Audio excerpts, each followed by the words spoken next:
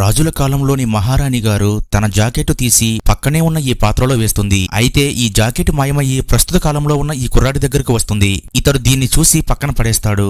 ఆ తరువాత ఇతడు అరకు సీసాను తన దగ్గర ఉన్న ఈ పాత్రలో పెట్టి ఆ పాత్రను తుడుస్తూ ఉంటాడు. ఇంతలో ఎవరో పిలవడంతో ఇతడు బయటికి వెళ్తాడు. అయితే ఇందులో వేసిన అరుగు సీసా కూడా మాయమైపోయి రాజుల కాలానికి వెళ్ళిపోతుంది. మహారాణి గారికి వీపుపై గాయమవుతుంది.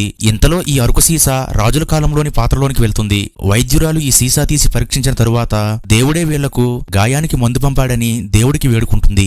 ఆ తరువాత ఈ కుర్రాడు బ్యాండేజీలు పట్టుకొచ్చి ఆ అరుగు సీసాను చూడగా అది కనపడదు. ఇతడు మళ్లీ ఆ బ్యాండేజీలను ఆ పాత్రలో వేసి ఆ అరుగు సీసా కోసం వెతుకుతూ ఉంటాడు. ఇంతలో పైకి లేచి చూసేసరికి ఆ బ్యాండేజీలు కూడా మాయమైపోతాయి. దీంతో ఇతడికి ఇదంతా విచిత్రంగా అనిపిస్తుంది. ఇతడికి ఈ పాత్ర మీద అనుమానం వస్తుంది. ఆ తరువాత ఇతడు ఒక యాపిల్ తీసుకొచ్చి ఆ పాత్రలో వేస్తాడు. అయితే చూస్తుండగానే ఆ యాపిల్ కూడా మాయమైపోతుంది. అప్పుడు ఇతడు ఇది ఒక దెయ్యం పాత్ర అనుకుంటాడు. ఇతడికి భయం వేసి ఆ పాత్రను కిందకు పడేస్తాడు.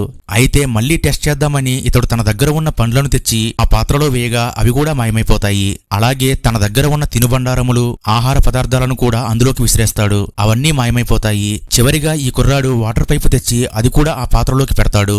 అయితే ఇవన్నీ ఒక్కొక్కటిగా 200 సంవత్సరాలు వెనక్కి వెళ్లి రాజుల కాలంలోకి పడుతూ ఉంటాయి.